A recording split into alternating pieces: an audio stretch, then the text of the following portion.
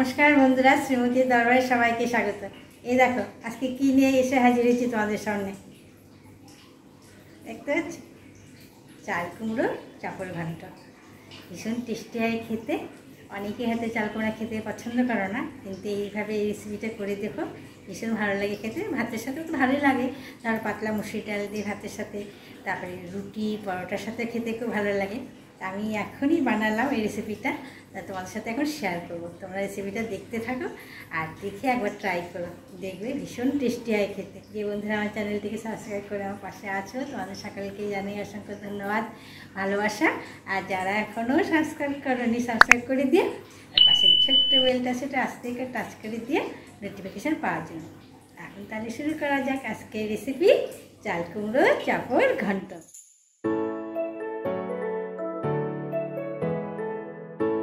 এই দেখো চালকুমড়ো চাপর ঘন্ট রান্না করার জন্য আমি প্রথমে চালকুমড়ো দেখো কত ঝিরি ঝিরি করে কেটে নিয়েছি। এখন এখানে আমি অল্প লবণ দেব, অল্প লবণ দিলাম, দিয়ে হাত দিয়ে করব, আমি হাত দিয়ে একটু মেখে নরম করে নেব।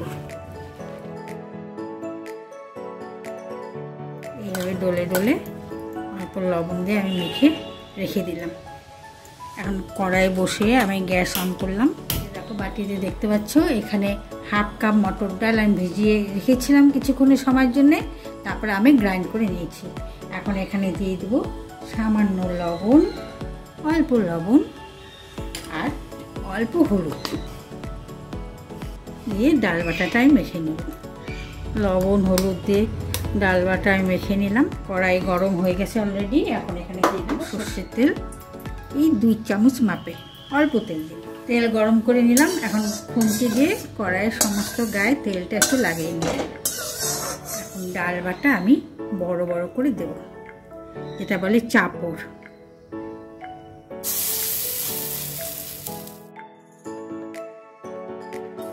এখন সাঁড়াশি দিয়ে কড়াইটা ধরে একটু এইভাবে ঘুরিয়ে দেব, একটা একটা করে এখন উল্টে দেব, যাতে ভেঙে না যায় সেদিকে একটু লক্ষ্য রাখতে হবে।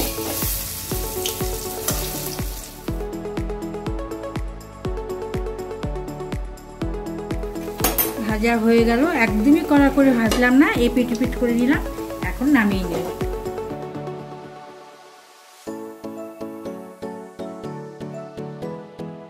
এত বড় বড় করে কেন করলাম, পরে এগুলোকে আমি কি করব তোমরা পুরো ভিডিওটা যদি দেখো তাহলেই জানতে পারবে। এইগুলোকে বলে চাপড়, যার জন্য এই রেসিপিটার নাম হলো চাপড় ঘন্ট। এখন ওই কড়াইতে তেল দিয়ে দিচ্ছি।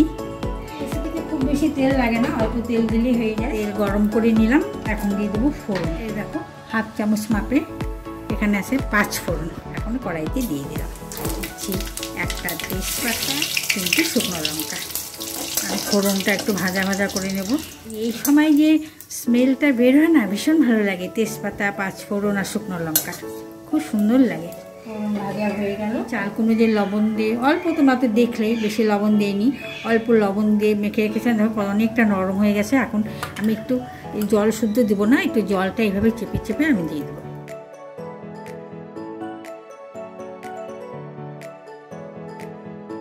একটা স্বাদিষ্ট রেসিপি।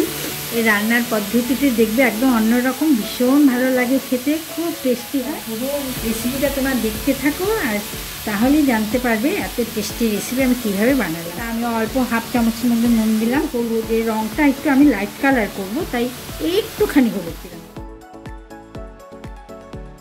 আর দিচ্ছি কাঁচা লঙ্কা। এখানে 5টা কাঁচা লঙ্কা যখন মাঝখান দিয়ে কেটে নিয়েছি। ঝালটা অবশ্যই তোমাদের নিজেদের স্বাদ অনুযায়ী দিবে। আমি দিলাম 5টা কাঁচা লঙ্কা। আগে নুন মাখিয়ে রাখলে কি হয়, অনেকটা নরম হয়ে আসে, যার জন্য বেশি সময় লাগে না রান্না করতে। অনেকটা জল বেরিয়েছে কিন্তু দেখো, দেখতে পাচ্ছ, যার জন্য এখানে বেশি জল লাগবে না। আমি সামান্য জল দেবো, এই হাফ কাপের মতন জল দিলাম। চালকুমড়াও সিদ্ধ হওয়ার জন্য আমি ঢাকা দিয়ে দিলাম। 3 মিনিট পরে আমি ঢাকনা খুলে দিলাম, আবার ঢাকনা দিয়ে দিলাম। জল অনেকটা শুকিয়ে গেছে। এবার দিয়ে দেবো চাপড়গুলো।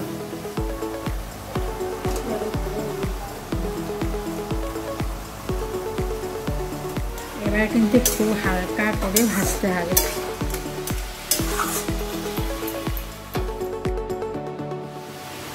এইভাবে কিছুক্ষণ নাড়াচাড়া করার পর আমি চাপড়গুলো দেখো অনেকটা একদম মানে নরম হয়ে গেছে। এখন একটা একটা করে চাপড় তুলে নেব।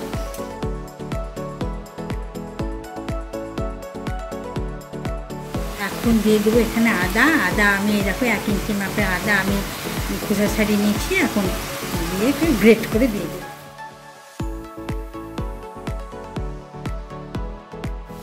আর অল্প চিনি দিলাম, 1/2 চামচের কম।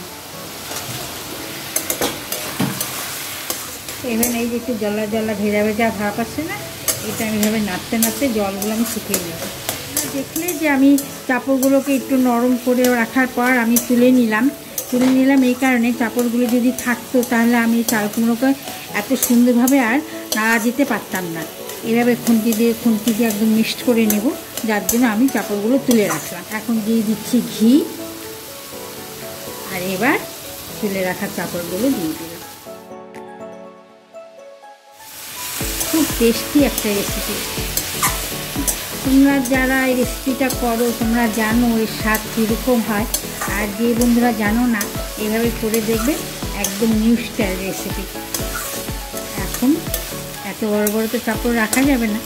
এখন এই চাপড়গুলোকে আমি খুন্তি দিয়ে টুকরো করবো। একটা চাপড়কে আমি 4টা করে টুকরো করবো।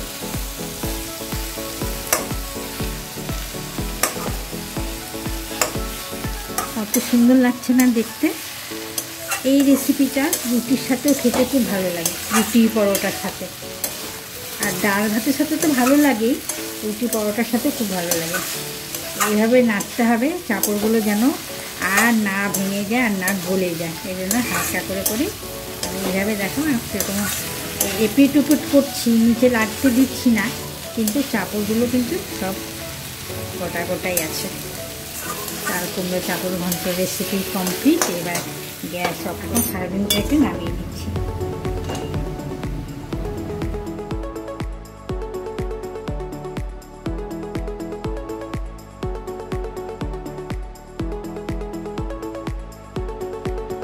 আজকের রেসিপি তোমাদের কেমন লাগলো কমেন্ট করে জানাবে। ভালো লাগলে লাইক ও শেয়ার করবে। সবাই ভালো থেকো, টাটা।